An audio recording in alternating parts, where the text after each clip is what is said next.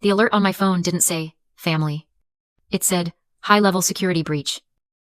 I was sitting in a secure conference room at my investment fund in Austin, mid-briefing on a data integrity case, when my secure phone, not my personal one, lit up. An alert I had configured, but never, ever expected to see. Violation residence. I excused myself, my heart suddenly cold and steady. I pulled up the encrypted feed, and I watched my sister, Jessica, in my home office. She'd already bypassed the decoy lock and was jimmying open my corporate safe. And when she pulled out the hardware wallet, a $1.2 million corporate asset belonging to a client, and tossed it into her designer bag like a cheap lipstick, I realized the system was right. Have you ever felt like the boring one in your family? The one nobody bothered to understand? Let me know your story down in the comments. To understand Jessica, you have to understand my family's operating system. It doesn't run on love or support. It runs on presentation. My sister Jessica was the golden child. She wasn't really a person. She was an Instagram feed. Her entire life was a carefully curated performance of avocado toast, sponsored trips she couldn't afford, and expertly filtered sunsets. She was an influencer. A job title that, in our family, was treated with the same reverence as curing cancer. And then there was me, Isabella, the black sheep. The quiet one? The boring one. I am the head of digital forensics for a multi-billion-dollar private investment fund. I track ghost assets through encrypted networks. I investigate high-level corporate fraud. And I hold a security clearance that required federal agents to interview my high school chemistry teacher. To my family, I work with computers. I can still feel the polite boredom of those Sunday dinners. My father, Michael, would raise his glass. To Jessica, 50,000 new followers this month. Can you believe it? My mother, Jennifer, would just beam. Oh, it's just wonderful. All her friends say she just glows. Then, inevitably, all eyes would turn to me, sitting there in my plain blouse. And how are things at the office? Isabella, Mom would ask, her voice already drifting. I used to try. I'd say, it's going well. I just got my new cybersecurity certification, and I'm leading the investigation into the... Oh, honey, please. Dad would laugh, cutting me off. Don't bore everyone with the technical jargon. He'd pat my arm. Just say you work in IT? It's fine. It wasn't fine. It was erasure. They bragged about Jessica's 50,000 followers. But they never once asked about the $50 million in assets I helped recover for our clients last quarter. They never asked why my apartment had reinforced locks, or why I couldn't just talk about my work trips. They just assumed I was nothing. A quiet, reliable, boring utility. And that's why they gave her a key to my apartment. It's just for emergencies. Honey, Mom had said, patting my hand a few months ago. What if something happens? Jessica is so close by, and she's so good with people. I knew what it really meant. It meant they didn't believe I had a single thing in my life worth protecting. They trusted Jessica's empty charm more than they respected my boundaries. They saw her as the asset, and me as the administrator. They had no idea that their boring daughter, the one who just worked with computers, was responsible for protecting assets that could buy Jessica's entire curated lifestyle 100 times over. They didn't see me. They saw a ghost in a pantsuit. And that's why, watching my sister on that encrypted feed, I wasn't just angry. I was awake. They assumed I had nothing of value. They were about to find out, in very specific, legally binding detail, just how wrong they were. I watched the encrypted feed go dark as she disconnected from my network. I sat there, in that cold, secure conference room in Austin. The hum of the servers was the only sound. Then my personal phone buzzed on the table. A text from Jessica. Hey, just stopped by your place, hope you don't mind. I borrowed that super cute USB thingy on your desk for a new vlog. My eyes scanned the rest of the message. Also, Dad says everyone has to be at La Vista tonight at 7. We have a huge announcement. Don't be late. I read the text twice. A super cute USB thingy. $1.2 million. And that was it. It wasn't a roar of anger. It wasn't a wave of sadness. It was the sharp, silent snap of a structural support giving way. The illusion I'd been holding up my entire life. The idea that if I was just quieter, just smarter, just better, they would eventually see me. It all just evaporated. I didn't call Jessica. I didn't call my mother to scream. I locked my personal phone. I stood up. My boss, the firm's head of security, was still looking at the data on the main screen. I walked over to him. "Sir," I said. My voice was perfectly steady. "We have an active breach." He turned, sensing the change in the room. "What breach? The network is stable?" "A physical breach," I said, meeting his gaze. "A corporate asset containing $1.2 million in client funds has been physically compromised at my residence. I have the perpetrator on video." His entire demeanor changed. The air crackled. He understood. This was real. "Go," he said, pointing to his office. "Make the call." I walked into his office as he and the team began initiating protocol, alerting legal, alerting the executive board, alerting the FBI. Because our fund is federally insured. I sat at his desk, and as I waited for the secure line to connect to our internal investigations team, the real pain hit me. It wasn't the money. The money was data. It was insured. It was traceable. It was encrypted. My company would get it back. It was the text. A cute USB thingy. For a vlog. It was the pain of invisibility. It was the sudden, crushing realization that I had spent 29 years being aggressively, profoundly unseen. They hadn't just stolen a piece of hardware. They had stolen my entire professional identity, crushed it into a cute object, and decorated it with a pink emoji. All those years of nodding along at dinner, all those, "Oh, that's nice, honey," comments from my mother, all those condescending, "How's the computer job?" questions from my father. They weren't just passively ignorant. They were aggressively incurious.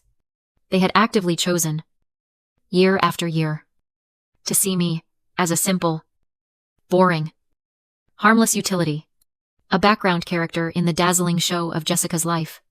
They looked at a top-tier forensics investigator and saw a hobbyist. They looked at a $1.2 million encrypted asset and saw a toy. This wasn't a betrayal. A betrayal requires a baseline of respect to begin with. This was an audit. And I had just received the final, devastating report. The line picked up. Internal investigations. "This is Isabella." I took a breath. The daughter was gone. The lead investigator was on the clock. "This is Isabella. I am officially reporting a high-level asset compromise. Send a team to La Vista restaurant at 7:30 p.m. And you're going to need the FBI." I arrived at La Vista at 7 p.m. sharp. The restaurant was exactly what you'd expect, the kind of place that mistakes high prices for class. All dark wood. Loud chatter. And waiters who looked exhausted. And there, at the best table in the center of the room, was my family. Jessica was glowing. A performance artist at the peak of her craft. She wore a white dress that probably cost more than my monthly utilities. Her hair professionally blown out for her big announcement. My mother, Jennifer, was practically vibrating with second-hand pride, touching her own hair as if to match. My father, Michael, sat back with a satisfied look. The proud patriarch. And next to Jessica, looking smugger than I'd ever seen him, was her husband, Ryan, a man who sold suburban starter homes and acted like he was the Wolf of Wall Street. I slid into the remaining chair. "Sorry I'm late. Busy day at the office." "Oh, Isabella," Mom gushed, not even looking at me. Her eyes locked on Jessica. "We're so glad you made it." Jessica was just about to tell us the big news. Ryan flagged down a waiter. "A bottle of your most expensive champagne," he boomed. Loud enough for the tables nearby to hear. "We're celebrating." Jessica giggled. That high-pitched, practiced sound she used for her vlogs. "Oh, Ryan. Stop. It's our news." "To my amazing wife," Ryan said. As the champagne was poured, he raised his glass. "And to our new investment." My parents raised their glasses. To the investment? What's the investment? I asked. My voice quiet. I picked up my water glass. Jessica's eyes sparkled with a manic. This Verde light. We're starting our own lifestyle brand. But, like, legit this time. We've secured major funding. Oh. It's just wonderful. Mom said. This is what she was always meant to do. And then, Jessica reached up to her neck. My blood went absolutely still. She had taken the hardware wallet, the $1.2 million corporate asset, and attached it to a cheap, gaudy gold chain. It was hanging between her collarbones like a trophy. And I have to thank my big sister, she chirped, wiggling the chain, making the wallet glint under the restaurant lights. She lent me this adorable little thing for my new project. It's my good luck charm. My mother turned to me, her eyes filled with rare approval. See, Isabella, that's so nice. It's wonderful when you finally share your little computer toys. I just smiled. It was a thin, tight smile. I didn't say anything. I just watched. The champagne flowed. Ryan got louder, his face turning red. After his third glass, he leaned across the table, sloshing his drink, and clapped me on the shoulder. No. Seriously. Izzy. He slurred, his voice a conspiratorial whisper that carried across the room. I've got to thank you. I told Jess you wouldn't mind. I kept my expression perfectly neutral. Oh. Yeah, he laughed. I did the research. He tapped the side of his head. Those little bitcoins? They're worth a lot of money. A lot. We're just... He winked. We're just diversifying the portfolio for you. Helping you out. He leaned in closer, his breath smelling like cheap champagne and desperation. Our guy says he can clean it for us by Monday. Cash it out. Easy peasy. And there it was. The deeper twist. Jessica wasn't the shark. She was the pilot fish. Ryan was the one steering her. He was the co-conspirator. The idiot mastermind who thought cleaning a federally insured, forensically traceable corporate asset was as simple as our guy said. I looked at my sister as she laughed at something my father said. And in that moment, I didn't feel anger. I felt a cold, profound pity. I realized I was looking at a product. This was the golden child syndrome, in its final, catastrophic stage. Jessica had been taught, from birth, that consequences were for other people. She was never taught how to be, only how to look. Her entire life was built on a foundation of, as long as it looks good on Instagram. The truth doesn't matter. The debt didn't matter. The lies didn't matter. The theft didn't matter. She was so hollowed out by the pressure to perform perfection that she let this idiot, Ryan, convince her that grand larceny was just another life hack. He wasn't her husband. He was just her next enabler. The one who took over after our parents had done their work. They weren't evil. They were just empty. I looked at Ryan's smug, flushed face. He truly believed he'd just gotten away with it. He believed I was the family fool. I picked up my water. Wow. Ryan, I said softly. That sounds incredibly ambitious. He beamed. That's me. Izzy. Go big or go home. My secure phone vibrated in my pocket. A single, one-word text from my boss. Here. I put my water glass down. You're right. Ryan, I said, standing up. Go big or go home. I placed my linen napkin on the table. The restaurant noise seemed to fade to a dull roar. Jessica. Ryan, I said. My voice was calm, but it cut through their champagne haze. I'm so glad you're both this excited about your new venture. Jessica beamed. Aw. Thanks. Easy, I knew you'd get it. I finally do, I said. I pulled my corporate tablet from my bag, unlocked it with my thumb, and placed it on the table between them. And I hit play. The video was crystal clear, encrypted, government grade. It showed my home office. It showed Jessica fumbling with the decoy lock, then finding the real safe. It showed her using an app to crack it. It showed her pulling out the hardware wallet. Ryan squinted. What is this? Izzy. Some kind of joke. A vlog you're making, he laughed. But the sound was thin and cracked. My father, Michael, started to look confused. Isabella.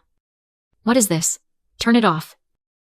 That, I said, my voice dropping into the register I use for depositions, is a video. Time-stamped to 3:14 p.m. this afternoon. I looked directly at Jessica. Her smile was frozen. Her eyes wide. That, I said, is you, Jessica. Committing, breaking, and entering. That is you defeating a corporate-grade security safe. And that is you stealing a $1.2 million, fully traceable corporate asset that belongs to my firm's clients. Silence. Not just at our table. The entire restaurant seemed to have gone quiet. The color drained from Ryan's face. He looked like a fish. Jessica's hand flew to her neck, clutching the wallet. Isabella. My father's voice was a low growl. Stop this. Now. And that's when they walked in. Two men, in impeccable dark suits, I recognized instantly from our firm's corporate security team. And a woman, in a sharp, practical blazer, who flashed her badge, almost imperceptibly. FBI. Cybercrime. They moved past the terrified host and walked directly to our table. Jessica Miller, Ryan Miller, the lead security agent's voice was polite, but absolute. We need you to come with us. Now. It was my mother who broke. She shot up from her chair, knocking her champagne glass over. The liquid spread across the white tablecloth like a stain. No! She shrieked. The entire restaurant was staring. What is this, Isabella? Stop this. Stop it. This is insane. This is a family matter. She is your sister. Her voice was raw, pleading, furious. The same voice she'd used my whole life to defend Jessica. To erase me. I looked at her. The woman who had never, not once, stood up for me. And I felt nothing. Just the cold, clean finality of the truth. This was the moment. This was the collision. You're right. Mom, I said, my voice quiet, but it sliced through her hysteria. You are 100% right. In our family system, the one you and Dad built, Jessica is gold, and I'm the trash. In that system, she can steal from me, lie to me, and you will protect her. And I will be told to share my toys. I paused, letting the words hang in the air. But we're not in the family system tonight. I nodded toward the federal agent, who was watching Ryan with the predatory stillness of a hawk. We are in the professional system, a system built on federal wire fraud law, a system of corporate accountability, of digital forensics, of binding client contracts, a system that doesn't care about golden children or hurt feelings. I turned my eyes to Jessica. She was trembling, her mascara starting to run. And in this system, Mom, I'm not the boring daughter. I am the lead investigator. My word is evidence. And they?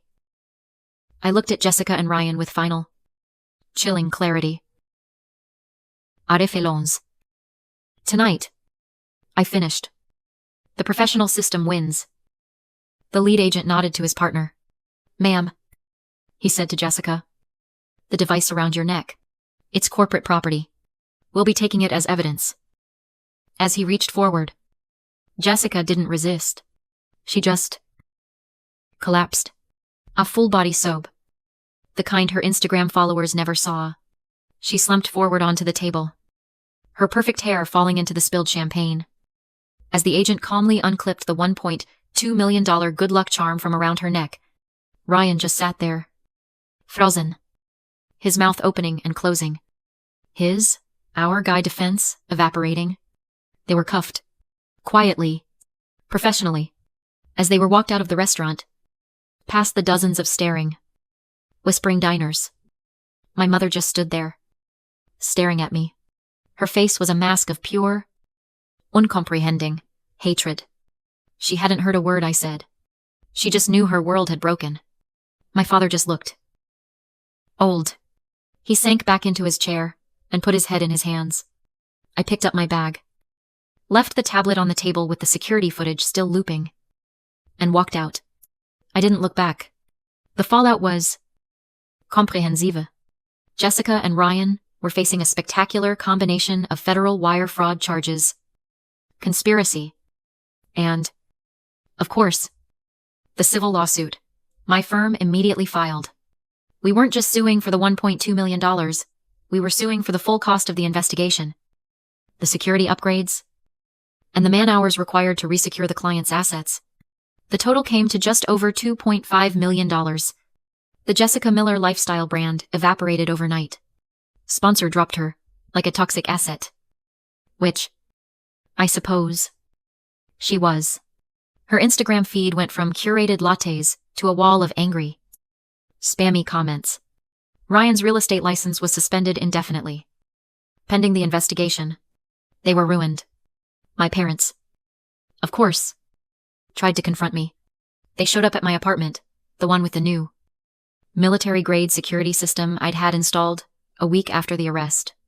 My father, Michael, looked smaller than I'd ever seen him. Isabella, he said, his voice strained.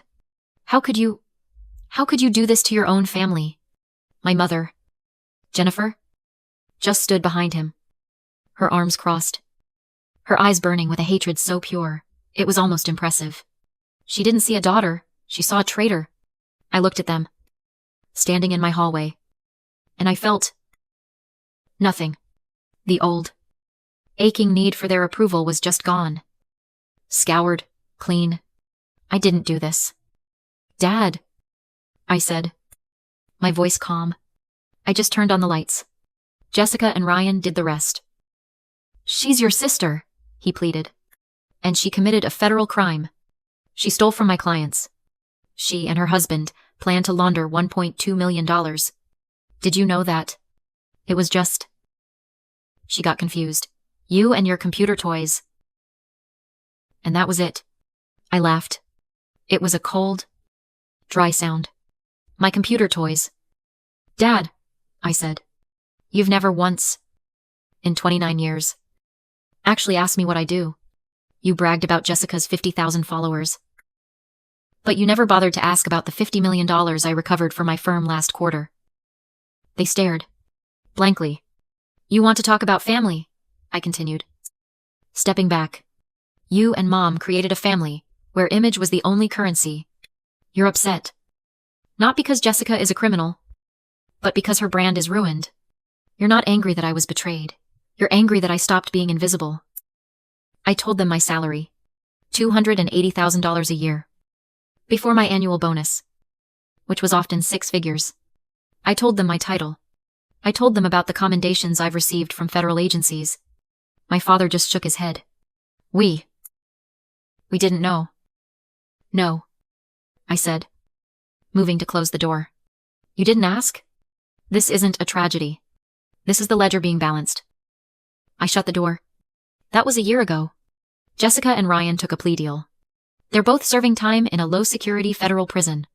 They'll be paying restitution to my firm. Not to me for the rest of their lives. I was promoted. I'm a director now. I report directly to the CEO. Last month, I used my bonus to establish a scholarship fund for young women entering the cybersecurity field. Specifically for those who come from backgrounds where their talents are overlooked. My parents text me sometimes. We miss you. Your old room is here. I read the message this morning. I looked at it. Then, I put my phone down. Face down. On my desk. I'm not invisible anymore. Not because they finally see me, but because I finally stopped caring if they do. Sometimes, the hardest thing isn't being seen. It's stopping the wait for others to see your value. And just having value. Have you ever had to choose between your family's expectations and your own truth? Share your story in the comments. Thanks for listening.